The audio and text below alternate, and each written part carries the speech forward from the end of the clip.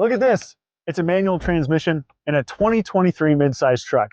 I'm here in my Jeep Gladiator Mojave. This isn't some base model work truck with a manual transmission that's here for fuel economy purposes or it's here for cost saving measures. No, this is in a $53,000 midsize truck, and it's here because it's supposed to be fun. It's supposed to be a mechanical connection to this vehicle. After all, not only do I have a manual transmission, we have a manual transfer case, as all Wranglers and Gladiators do. There's no button or knob to push to get to 4-low. No.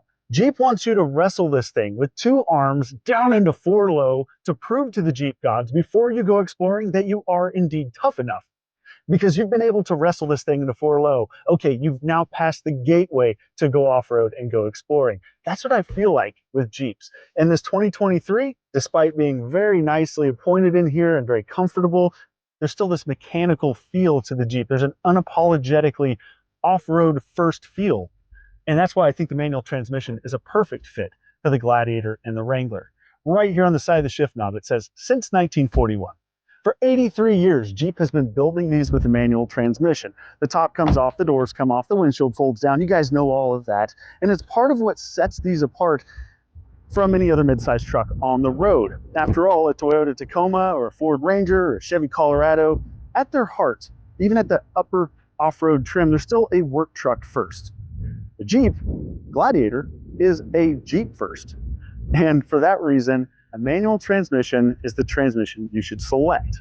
Unfortunately, after 83 years of development, you'd think they would have perfected the manual, but in the JLs and in the JTs, this last generation of Wrangler and Gladiator, they went backwards. They somehow went backwards. Stay tuned. I'm going to tell you why I had to learn to love this Jeep. I had to learn to drive a manual transmission all over again just to enjoy it. Okay, so let's go ahead and get underway so I can let you know what to expect when you drive one of these manual Wranglers, Gladiators. And also I'm going to give you, of course, my impressions of this thing, because that's what I do on this channel. Whether you like it or not, I'm going to give you my take. So I go ahead and you put the thing into first, and the first thing you're going to notice is, first of all, the clutch feels pretty light, especially if this hasn't had the latest clutch and pressure plate recall completed. That actually firms the clutch up a little bit, gives it a positive engagement point about halfway up the pedal. But aside from that, you're going to go to put it in first, and especially if this transmission is new, you're going to feel that first gear is a little bit hard to engage. At least with this one and the other one that I drove, the brand new Jeeps off the lot, it was hard to get into first. And what I had to do was kind of double clutch it. I had to put the trans into second sometimes and then shift it up into first, because you never want to jam a manual transmission into gear. If it doesn't want to go, if there's resistance, then you have to figure something else out. You've got to, like I said, drop it into second or a different gear, double clutch it, you know, let the clutch out, let everything realign, pop it into gear then. So anyway, that's what you notice. Now, what I will tell you is that after the first couple thousand miles, it seemed like this freed up quite a bit, and now I don't have any problem shifting it into gear. But at first, it was kind of a concern. It was kind of strange. So, in first gear, now you go to take off. And again, if you've had the latest pressure plate recall completed, the Jeep takes off pretty well. About halfway up the clutch pedal, you can feel the engagement point, and you can start to roll on. Without the recall done, the pressure plate gives absolutely no feedback. The clutch is way too light. There's no engagement point anywhere. The first time I got in this Jeep to drive it off the lot, actually, I put it in reverse and I went to let the clutch out and I immediately stalled it. And that's not something I do. I am very familiar with driving manual transmissions. And Rick, my sales guy, who you may know from past videos, Rick said, dude, it happens to everybody. Everybody stalls this thing right off the bat. I'm like, strange. So I start it back up, I go to take off, and I stalled it again. I'm like, man, that's not very promising, right? That's not me, that's the clutch. Sure enough, my wife, Tasha, she's also very familiar with driving manuals. She got behind the wheel of this thing, went to take off, stalled it immediately. Now, after the clutch is done, we don't have that problem. I really have maybe stalled this thing one time in 5,000 miles, and I never have any problem leaving a light or anything like that. It's much better after the clutch recall. Now, some people are going to tell you that's not the case. In fact, I've been on several forums and Facebook pages where people are saying it's the same exact clutch and they didn't change anything, and that just isn't true. In fact, I kind of got into it with a Chrysler technician the other day, the Jeep tech, because he said, look, here's the old clutch, here's the new clutch, and they look exactly the same. Jeep didn't change anything. And I'm like, bro, you of all people, being a Jeep technician, should know that you can't look at a clutch and tell if it's the same or not. Of course it's going to look it's going to look the same, but that doesn't tell you the pressure for the springs. It doesn't tell you the tension of the springs. It doesn't tell you the makeup of the material of the clutch disc. I mean, there's so many different elements that can't be seen with the naked eye when it comes to a clutch. I'm telling you, this one is different. They replace the entire assembly, and they do a software reflash. But anyway, if you have the clutch recall done, you can tell a difference. I promise you. New, this transmission had a tough time getting into first gear. So new off the lot, it was like first gear kind of stuck, for lack of a better term. You'd have to shift it down into second and, you know, maybe double clutch it sometimes and then try to pop it into first, because you never want to force a manual transmission into gear. If the linkage binds, you don't want to force it into gear. You kind of want to do some other things with it to try to get it to, you know, coax it into gear as opposed to forcing it. And that's what I've found that I had to do when the transmission was new. It took 1,000 or 2,000 miles, somewhere in that range, before it kind of freed up. I think it was just a matter of breaking in that linkage, you know, kind of getting the materials to slide against one another. It was just kind of a new thing where it was binding.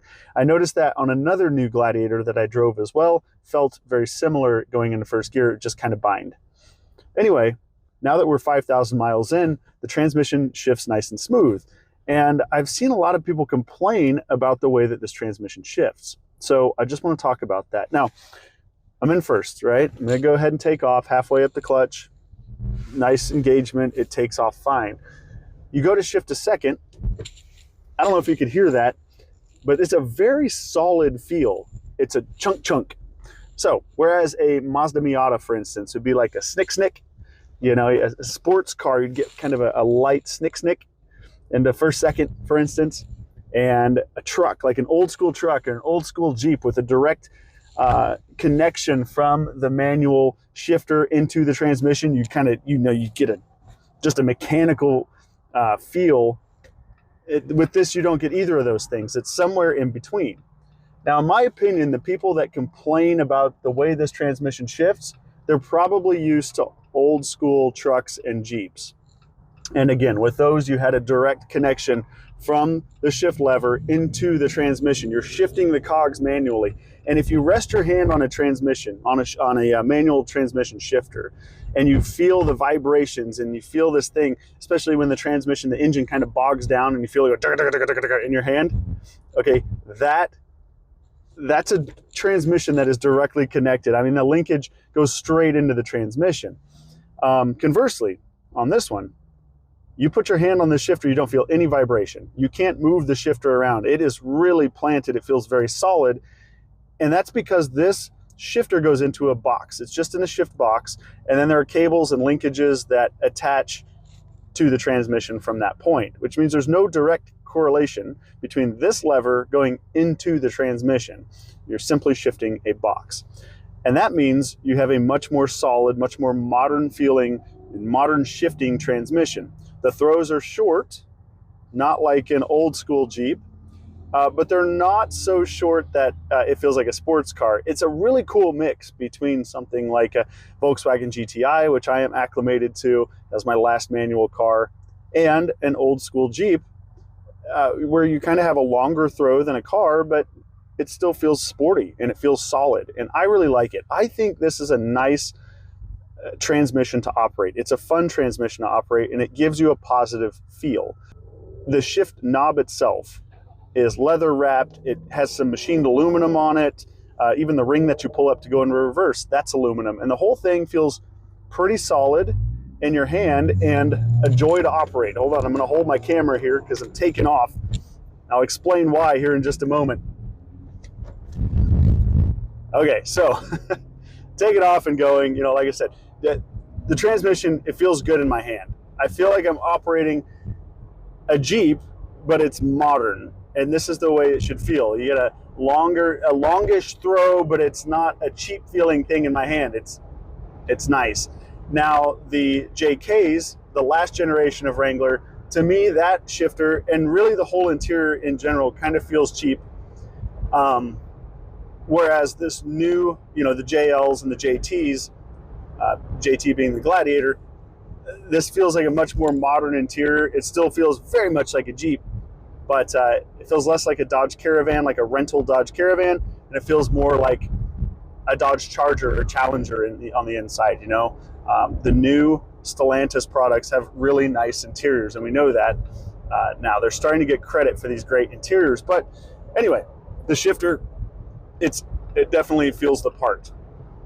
So that's how it feels in your hand. That's how it feels to operate. Very positive chunk, for lack of a better description. But how does it feel going down the road? People complain about this as well, how the truck actually drives.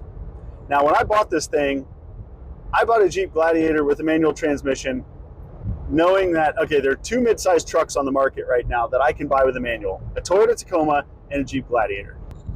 Anyway, when you go to buy a manual Gladiator, the manual transmission makes sense. It's a fun transmission to operate, so you would think, okay, the manual makes sense.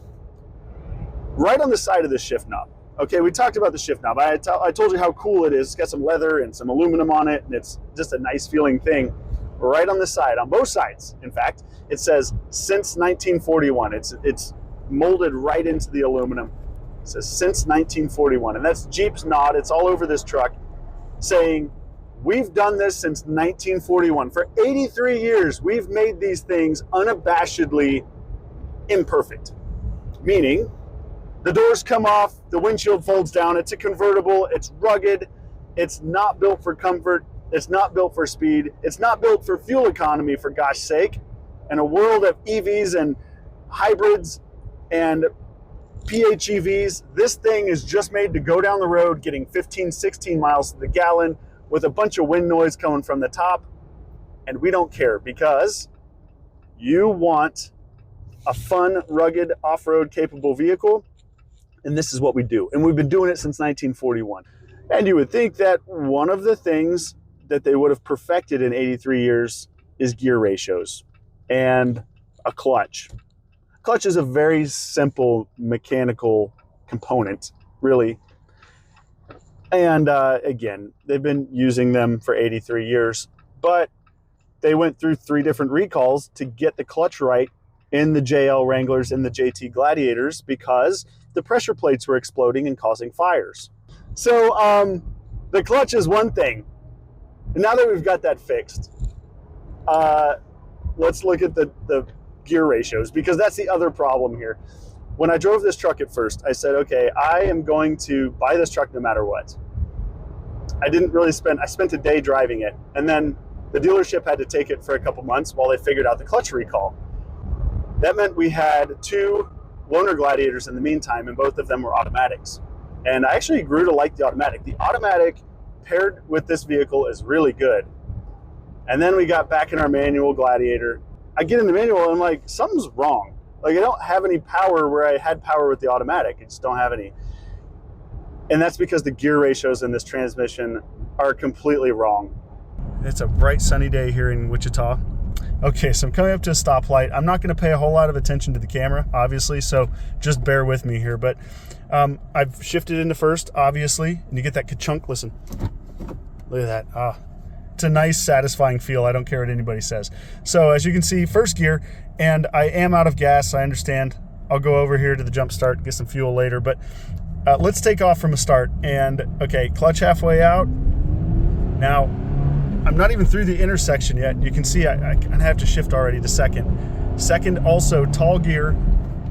Okay, so first and second gears are fine. Now I'm in third, and I'm cruising at 40. You can see I'm at 2,500 RPM. I'm just gonna floor it. Okay, I've got some grunt there, so third is usable. And what I find is I use third gear a lot. Even on the highway at like 70 miles an hour, I'll drop it to third to make a pass, okay? But cruising at 45, now I'm gonna shift to fourth. And fourth gear, I'm gonna floor it here. I'm floored. Watch the miles per gallon. Watch the Miles per gallon, 7, 8 miles per gallon, and I barely went anywhere, barely accelerated. That's just what fourth gear is all about. Once you shift into fourth with this thing, it's like a totally different vehicle. Fourth, fifth, sixth, they're way too spread out. They're way too long of gears for the rest of the ratios down low. Okay, so second gear, this is just normal acceleration. And you can see that I shifted about 4,000 RPM. And when I do that, third gear has pretty good torque available to it. And that's really what happens is you want to shift about 4,000 to be able to keep the thing in the power band for the next gear. If you don't, if you short shift this truck, you're never going to get anywhere. It just, down low, it doesn't have the grunt needed to pull out of these higher ratios. Now I'm going to shift to fifth. And at fifth gear, you look at the tach, we're at 2,000 RPM, about 60 miles an hour. And then I'm going to shift to sixth. And we're at like 1,900 RPM. But the fuel economy really doesn't change. And what happens is if I want to speed up, so I floor it here in sixth gear, so the tach doesn't move, but the miles per gallon go down big time. And it's like, so sixth gear is so tall, or so long rather, that to keep the momentum up, to keep trucking along at highway speeds in sixth gear, the truck has to give itself a lot of gas and cruise control, and you don't get good gas mileage. You actually get better fuel economy in fifth gear when you're cruising below 70 miles an hour. It's like sixth gear is an overdrive plus. It's an overdrive. And I find that it's better to just wrap this truck out and just accelerate quickly and keep the revs up than it is to short shift it, because it spends that time just bogging down and drinking fuel. Fourth, fifth, and sixth are so long and so close together that they're almost, they're just redundant. They're redundant gears. So ultimately what you have is a transmission where the lower gears, first and second, are like, oh, wow, they're so quick. And then you shift to third, and you're like, okay, we start to feel like this is where the gearing should be. And then you shift to fourth, and everything falls off a cliff. And then fifth and sixth it's like Jeep geared fifth and sixth in a way that they wanted you to get like 30 miles per gallon. But it ain't happening. You're not getting anything above 17, 18 miles per gallon with this thing. Even in sixth gear, like I said, sixth gear below 70 miles an hour, the engine is lugging and it's trying so hard to keep this thing up to speed, especially with a headwind, that your fuel economy falls off. It actually gets better fuel economy with the revs up in a lower gear. You think they would have figured this out in the 83 years of manual transmission development in this type of vehicle, but they didn't. They totally missed the mark. Somehow we managed to screw up the manual transmission gear ratios. I don't understand it. Okay, so we started this video very enthusiastic about the manual transmission in the Gladiator, and then it kind of went downhill. And the cons heavily outweigh the pros when it comes to this transmission in this vehicle. You're probably thinking there's no way I'm going to buy one, and there's no way Rob would do it again if he had the option. So let's ask me the question, Rob, would you buy this again? Would you get a manual transmission in your Gladiator? Yeah, I would. And honestly, that sounds a little bit surprising to me as well. When I go through this video and I lay out all the cons and I drive this and I'm like, gosh, it's kind of a pain in the butt. But frankly, it is engaging. It's fun. Gladiators and Wranglers are, as I said, unapologetic off-road machines. They are not necessarily fun to drive on road. And this makes it a little bit more fun, a little bit more engaging. So that's cool. But aside from that, with this Mojave package, you're going faster off-road, which is what the Mojave is built for. Higher speed, desert running type stuff.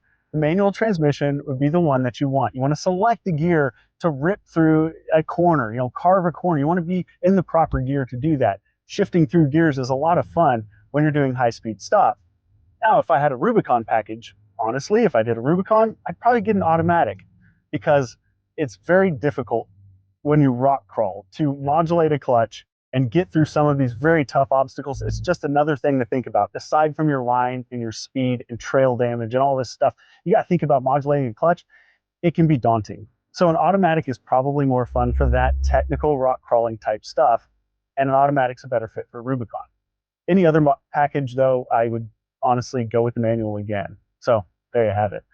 Now, I encourage you guys to at least like this video, but please subscribe to the channel, click the bell for notifications. And if you want to be a real overachiever, what would really make my day is just a comment on this video. Let's get into a discussion about what you think about the manual in these Jeeps, because I know it's polarizing. I've seen the comments on the forums and the social media pages, like I said. So now I want to hear you right here on Look at This Reviews. What do you think about the manual transmission in the Gladiator? Would you do it? Do you think it's stupid? Did Stellantis totally screw this up? And is this the last run for manual transmission in Jeeps? Let me know in the comments, guys. I appreciate you all watching, and I'll see you in the next one.